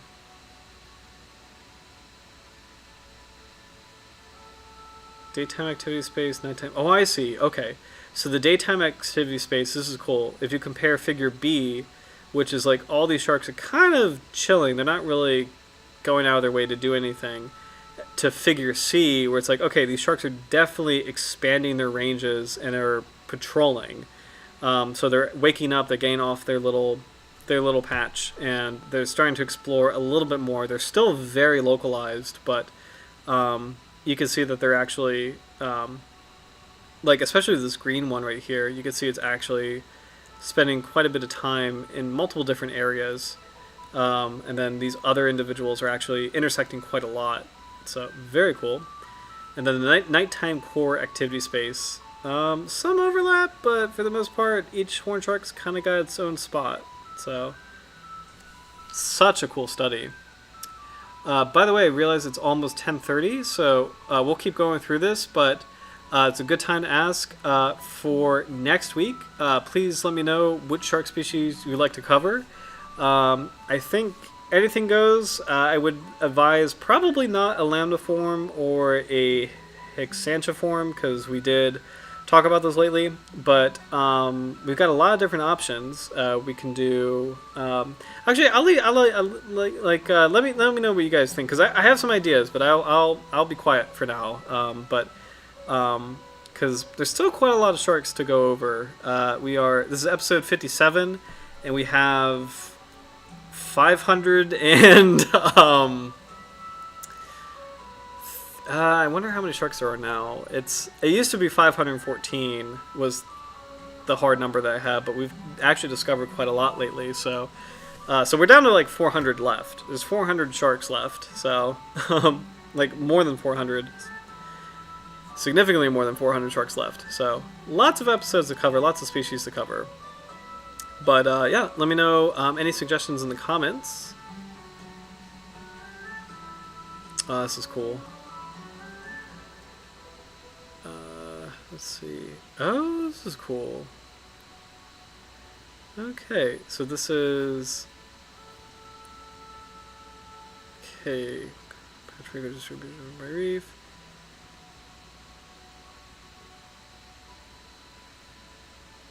Okay.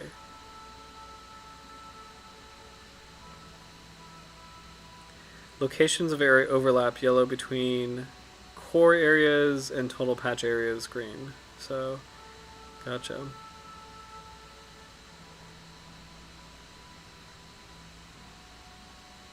So this is the... So if I'm reading this correctly, the core areas are kind of where the sharks dwell for the most part. And then the green, which is the red area, and then the green areas are where the sharks forage. And then they'll go back to their red areas. If I'm reading that correctly. Interesting. Man, lots of cool data on this.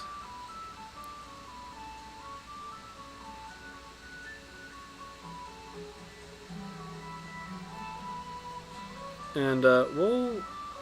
Oh! What is this?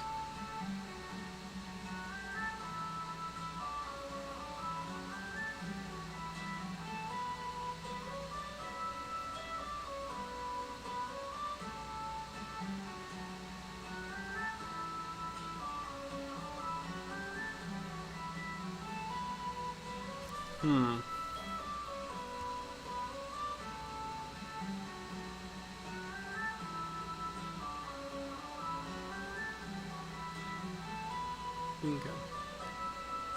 Discussion. Oh, hey, sorry, Sir Douglas Bain. Green lantern shark.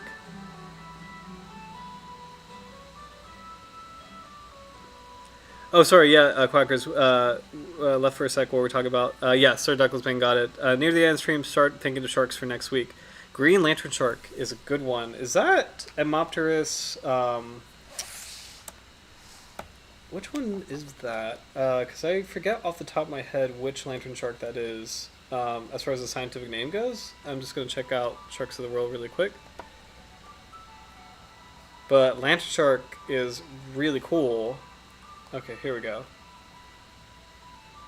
Because there's quite a few of them, and they do light up. Okay, Hemopterus virens. Awesome. Okay, so let me put that in the comments. Really good suggestion, Sir Douglas Bain. Let's definitely do it. Okay.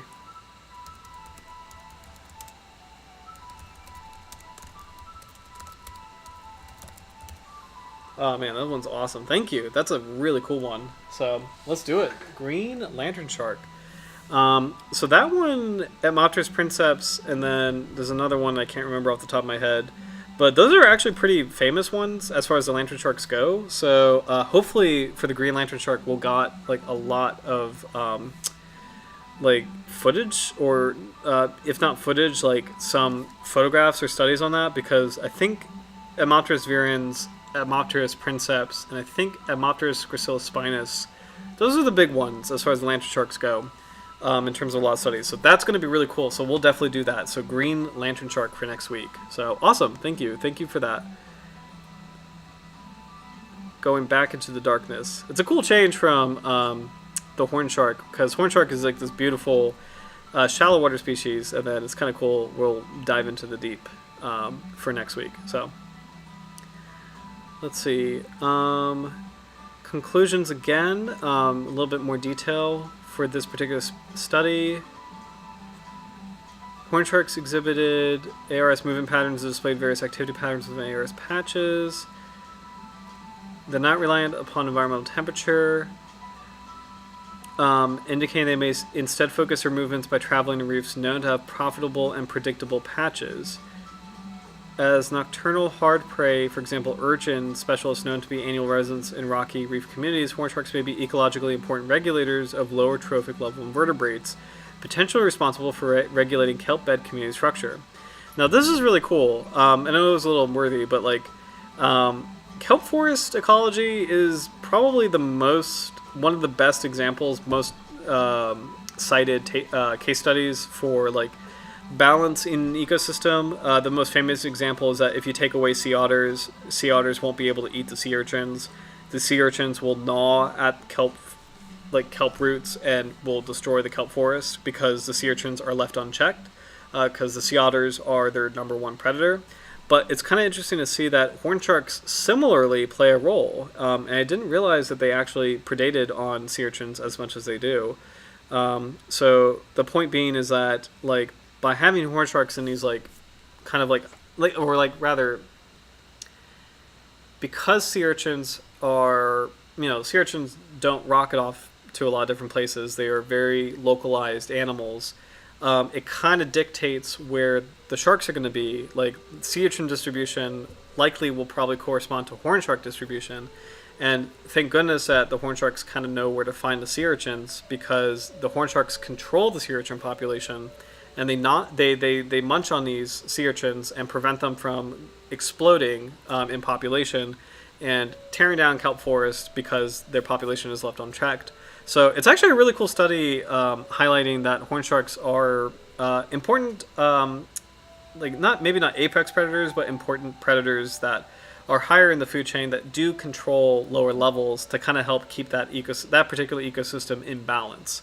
So that's actually really cool. So if you ever hear of this study, for any potential like high school viewers or like future high school viewers, if this famous example of like sea otters controlling sea urchins comes up, you can spin it and actually switch out sea otters for horn sharks. You need both, but it's kind of cool to kind of like know that horn sharks do have a similarly important role. And again, because they are targeting sea urchins, or because they like to be in areas with a reliable prey source, as a sea urchin does not move very far.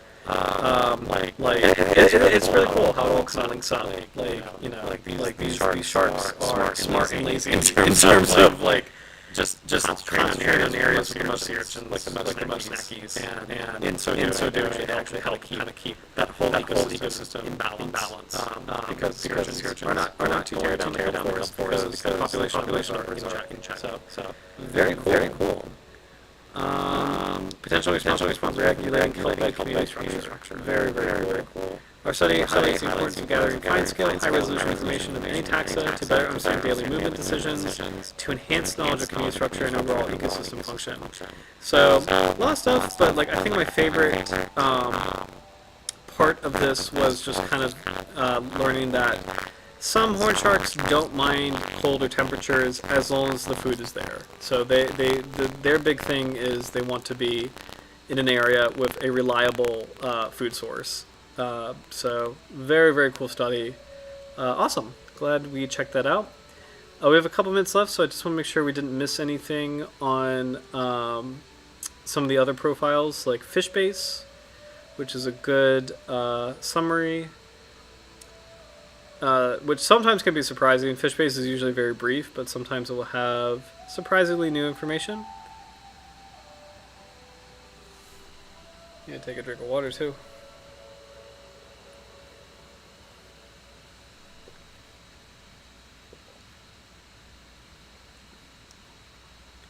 The otters of the shark community. Yep. Awesome.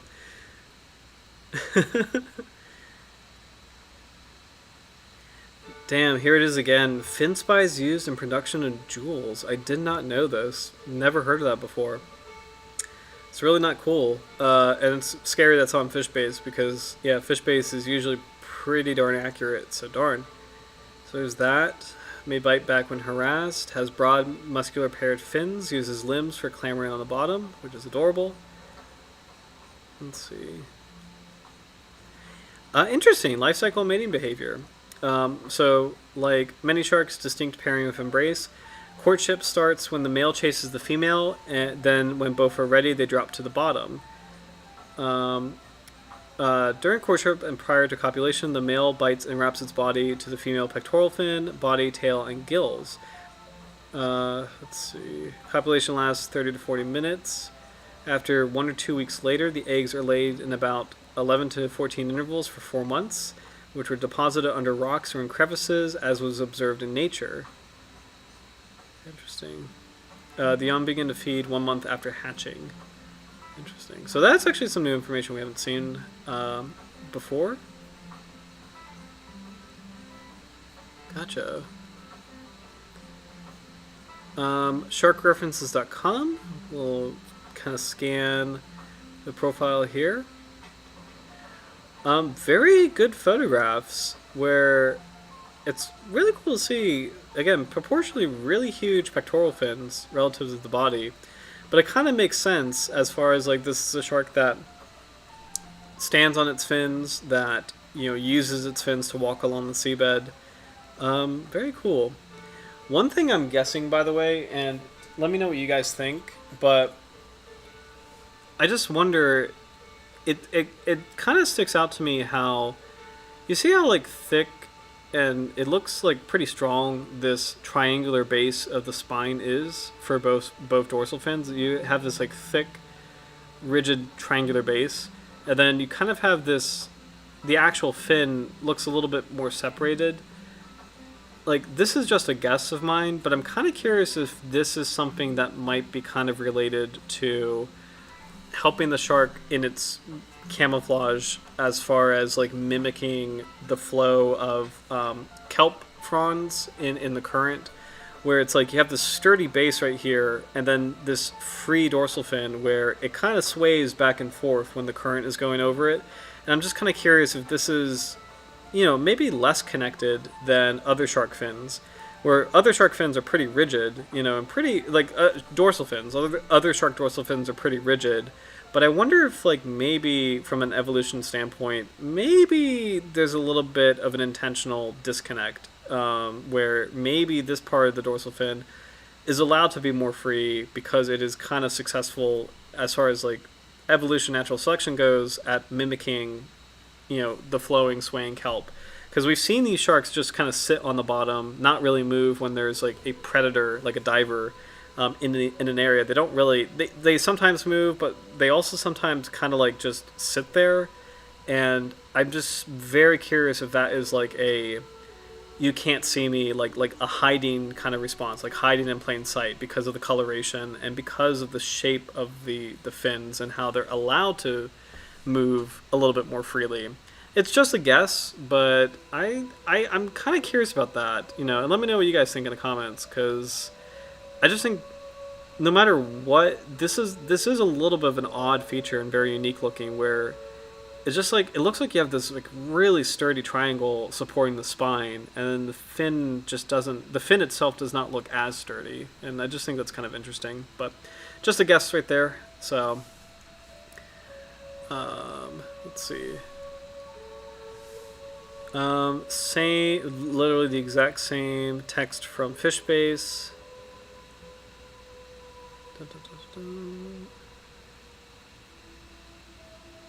Oh, crackers, yes. Hey, just curious, you have a books on shark poetry, right?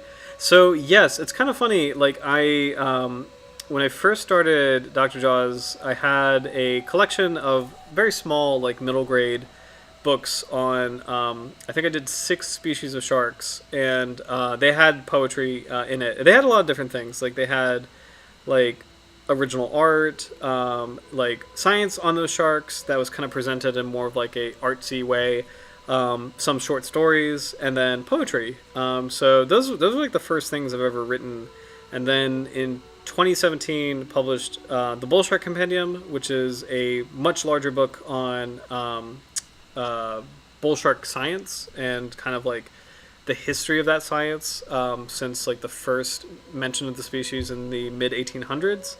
So, and then right now I'm wrapping up a fictional piece, so kind of pivoting more towards like a novel with sharks and shark science in it, but it's definitely more of like a fictional novel. So, um, are there more science, factual, or emotional thematic poetry? Oh, thank you. Yeah, I appreciate that. Oh man, it's been a while. So like the science is there as far as like the original those original smaller books.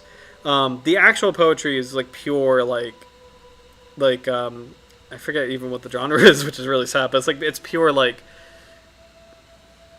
what's the word? I'm trying to find the word for it because it's not romanticism, but it's kind of like it like the actual poetry is like it's pure poetry which features a shark. It's a pure expression of like contemplation of the shark. But the science section in those books, it's like legit. It's like actual like facts of the certain species like those books are focused on. But the poetry sections are definitely much more like kind of like artistic approaches because it's like when you think of cultural niches for sharks, there's not a lot of them as far as like you have Shark Week, you have Jaws, you have Polynesian shark culture, which is really rich and diverse, and then not much else really. You have Baby Shark, you have like metaphorical. I don't know about metaphorical because it's like it's appreciating the shark itself, but with a it's definitely like, and I feel really bad that I kind of forget the genre actually because it's like it's because I want to say it's romanticism where it's like you're looking at nature as itself and appreciating it as itself, and you're not really they're not really I'm not those poems aren't really tied to metaphors in terms of the human world. It's kind of more like the beauty of the shark itself and like its unique form and how it moves and like what is the value of it in itself, regardless of any human narrative and regardless of like what we may impose on the species. One of my favorites is like just the concept that we may call something a bull shark or a white shark or a horn shark, but those individual animals have no concept of that. Like they do not refer to themselves as a horn shark or a bull shark or a white shark.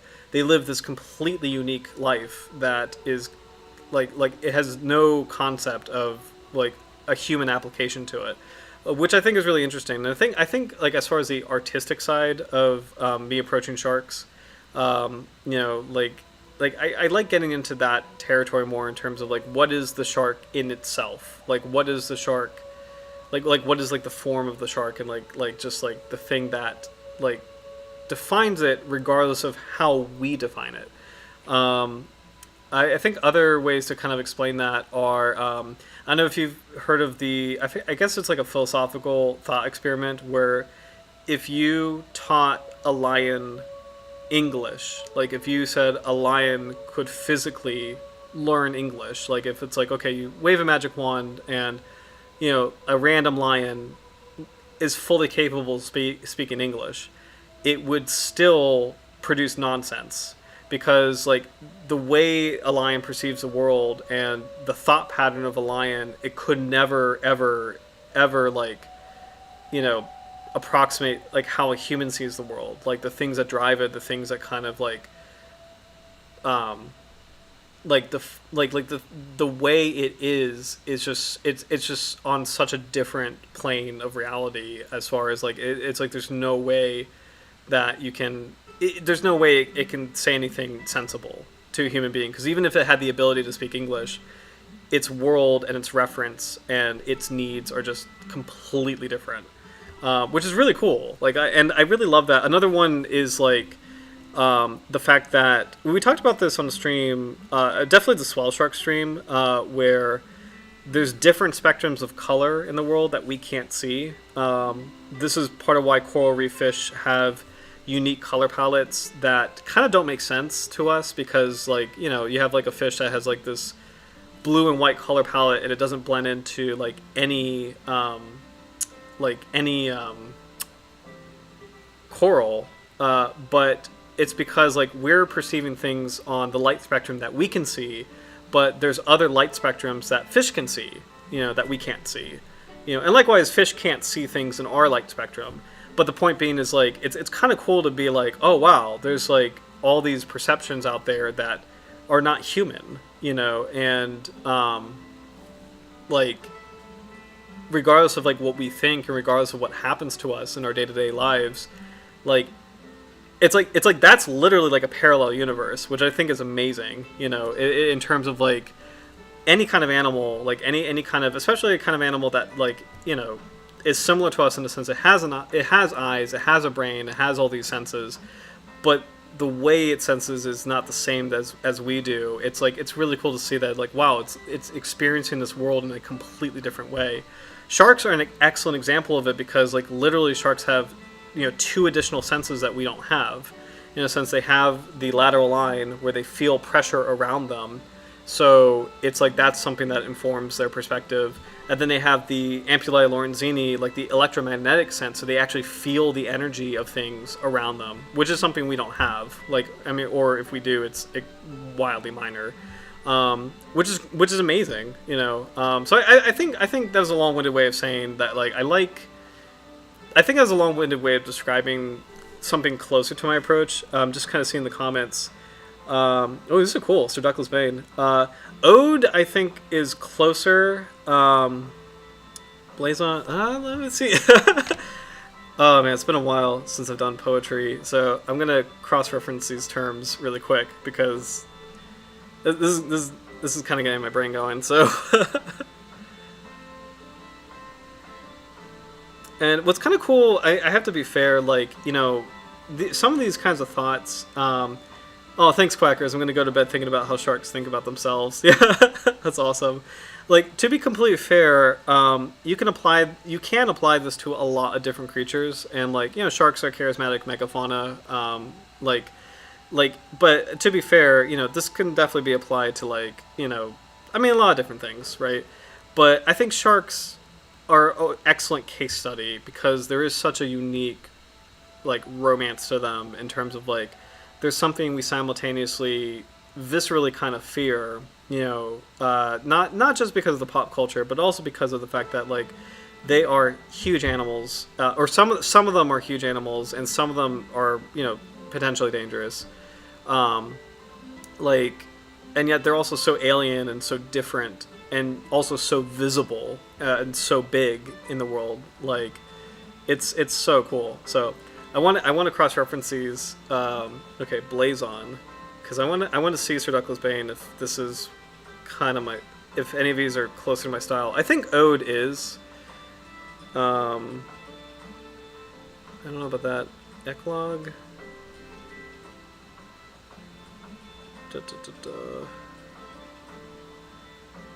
A pastoral poem, often dialogue for maybe.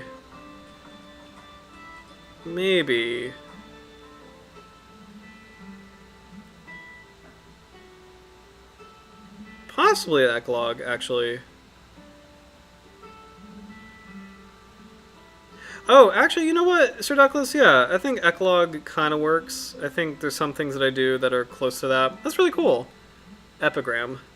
Sorry, it's been forever. I really should know these, but it's been a long time since I've brushed up on this. Also, thank you guys for asking this, because it's a cool question, and it's like, I do like looking at. Oh, Epigram, any witty, ingenious, or poignant saying tersely expressed. I don't know if I do epigrams then, because I'm usually very pensive, and I'm also usually very. I don't want to sound like on my high horse, but I'm also very sincere for the most part, where I don't really like tongue-in-cheek stuff too much or cynical stuff too much. Kind of shy away from that and kind of do more. Let's see. Oh, panegyric. Yes, a lofty oration of or writing in praise of a person or thing. Yes. So I would say ode, eclogue, and panegyric. Those are closer to my style. So thank you, Sir Douglas. Those are really I appreciate that. Like kind of like cross referencing that because that was really cool. So, oh. Quackers, I love this. Longest time I called that the ampuli of lasagna. Yeah, I mean, that's a good meme though. That's a good meme. It's like, have you guys seen this? Is it Spinosaurus, the new Spinosaurus meme? It's just ridiculous, and like I really hope it doesn't get too popular because I feel like people might get confused. But it's like, have you? Yeah, hold on. Have you guys seen this? I'm just typing in chat. Spinosaurus, where it's like the dinosaur Spinosaurus keeps getting like updated in terms of its biology. Like we keep learning more things about it, and we're learning it's more and more aquatic. And someone made a meme that it's basically an elephant seal. So it's terrible. It's not real, but it's really funny. So, yeah. But thank you. I just saw your comments that the poetry is really interesting. Thank you. I really appreciate it. Roy remembers the Spinosaurus. Yeah, it's quite ridiculous. You know what? We might end on that because I think we did check up on pretty much all the horn shark stuff. I had some studies, but they weren't really as exciting as.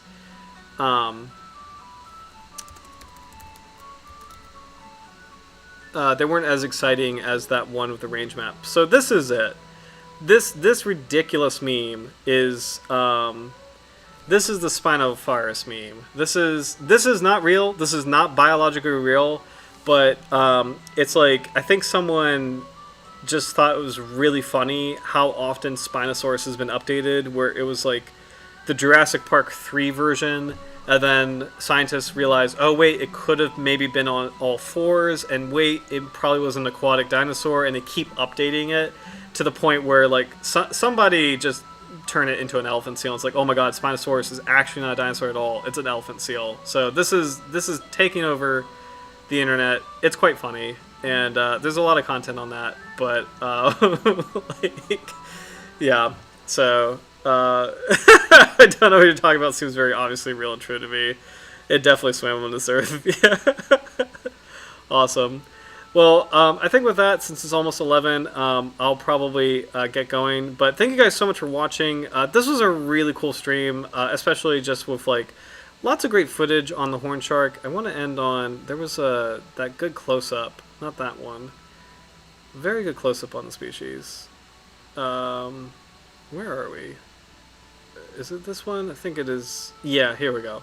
So I want to end on this. But thank you guys so much for watching. This is a really beautiful shark, and it's cool. I had a really fun time, and I'm really glad that it was like a really cool night with this particular species. Because horn sharks are just, they're cute, they're adorable, but they're also like a classic as far as like shark diversity goes, and like, you know, the fact that this is very much a shark, just like its bigger, you know, badder cousins, but you know, it really is closer to the norm as far as sharks go, being smaller, you know, individuals. So, but it's got a lot of cool quirks, a lot of cool surprises, and it's very unique as far as the shark world goes. So, but most importantly, I think we both learned a lot, and then also just had a lot of fun together. So I really appreciate all your comments. I really appreciate you guys watching. Thank you so much.